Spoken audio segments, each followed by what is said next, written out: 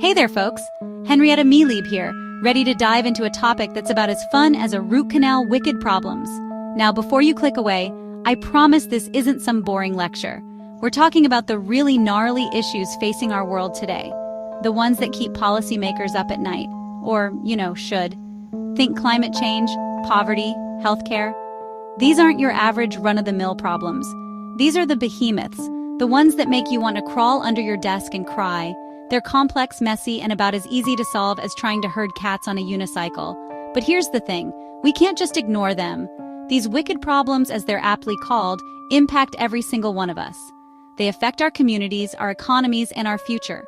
So, buckle up, Buttercup, because we're about to take a crash course in understanding and tackling these beasts. And trust me, it's going to be a wild ride.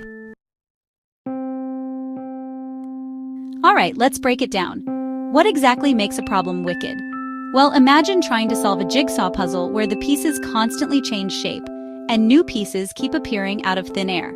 Oh, and everyone in the room has a different idea of what the final picture should look like. That's a wicked problem in a nutshell. These problems are inherently complex, with a tangled web of interconnected factors. They involve a whole bunch of stakeholders, each with their own opinions, priorities, and agendas. And to make matters worse, there's no single, clear-cut solution. It's like trying to manage jeepneys in Manila traffic, except the drivers are arguing about the best route to take. Now, I know what you're thinking, Henrietta, you're being awfully dramatic about all this. But trust me, these wicked problems are the real deal. Let's take a look at a few examples in the Philippines, shall we? First up, we've got climate change, the ultimate buzzkill. It's causing stronger typhoons, severe flooding, and generally wreaking havoc on our archipelago. And as if that wasn't bad enough, it's also incredibly complex, involving everything from energy production to deforestation to international diplomacy. Then there's poverty, a persistent stain on our collective conscience. It's a multifaceted issue, intertwined with factors like lack of education, discrimination, and systemic inequality. And finding a solution? Well, let's just say it's not as simple as handing out a few pesos. And let's not forget about healthcare, a system that seems specifically designed to induce migraines. From skyrocketing costs to unequal access to insurance nightmares, it's a prime example of a wicked problem. These are just a few examples, folks. The list goes on and on, each problem more daunting than the last. So, we've established that wicked problems are, well, wicked. But what makes them particularly challenging for those working in public administration in the Philippines? Think of it this way. Imagine you're a chef tasked with making a dish that everyone at a fiesta will love. Sounds easy enough, right? But here's the catch. You have no idea who's coming, what they like to eat, or what ingredients you'll have available. Oh, and the recipe keeps changing every 5 minutes. That's the reality of dealing with wicked problems in public administration in the Philippines. These problems are often poorly defined with no clear consensus on what needs to be fixed. They're interconnected with a whole bunch of other issues, making it impossible to address them in isolation. And to top it all off, the solutions themselves can create new problems down the line. It's enough to make anyone reach for the antacids. Section 5. Taming the Beast Approaches to Managing Wicked Problems. Okay, so we've established that wicked problems are a real pain in the you-know-what. But before you despair, there is some good news. While these problems can't be solved in the traditional sense, they can be managed. Think of it like trying to wrangle a wild carabao. You're not going to completely tame it, but you can learn to work with it, to guide its behavior and minimize its negative impacts. So how do we do that? Well, it requires a shift in mindset, a move away from the traditional linear approach to problem solving. We need to embrace complexity, encourage collaboration, and be willing to adapt our strategies along the way.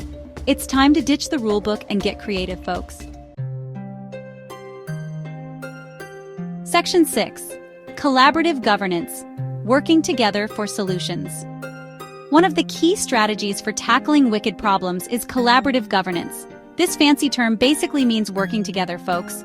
We're talking about bringing all the stakeholders to the table.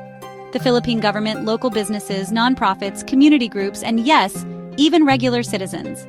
The idea is to pool resources, share knowledge, and come up with solutions that work for everyone. Or at least most people, because let's be real, you can't please everyone. Think of it like a giant brainstorming session, but instead of sticky notes and whiteboards, you've got policy experts, community leaders, and maybe even a few concerned citizens armed with strong opinions and even stronger coffee. It's messy, it's chaotic, but hey, sometimes the best ideas come from the most unexpected places. Section 7. Adaptive management, learning and adjusting along the way. Another crucial approach is adaptive management. This one's all about being flexible, folks. It's about acknowledging that we don't have all the answers, and that we need to be willing to adjust our course as we go. Think of it like navigating a maze in the dark. You can't see the whole picture, so you have to feel your way forward, making adjustments as you encounter obstacles and dead ends. In the context of wicked problems, this means constantly monitoring the situation, evaluating the effectiveness of our interventions, and making changes as needed. It's about being willing to admit when we're wrong and to learn from our mistakes. It's not about perfection, folks, it's about progress. Section 8. Overcoming the challenges, roadblocks in addressing wicked problems.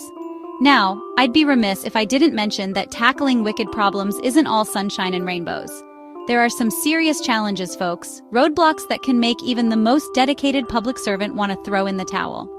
One of the biggest hurdles is political resistance. Let's face it, politicians aren't exactly known for their love of complex, long-term solutions. They prefer quick fixes, easy answers, and anything that will get their name in the headlines, preferably with a positive spin. Then there's the issue of resource constraints. Addressing wicked problems takes time, money, and manpower, all of which are in short supply these days. It's enough to make you want to scream into the void. Section 9. Conclusion. Navigating the labyrinth of wicked problems. So, there you have it, folks, a crash course in wicked problems. It's not pretty, it's not easy, but it's the reality we face. These complex, interconnected issues are the defining challenges of our time, and addressing them requires a fundamental shift in how we approach public policy. We need to embrace collaboration, encourage innovation, and be willing to adapt our strategies as we go. It's not about finding the perfect solution, because frankly there isn't one. It's about making progress, about mitigating the negative impacts, and about creating a better future for all of us. It's a daunting task, but hey, if anyone can handle it, it's us. Now, if you'll excuse me, I need a stiff drink.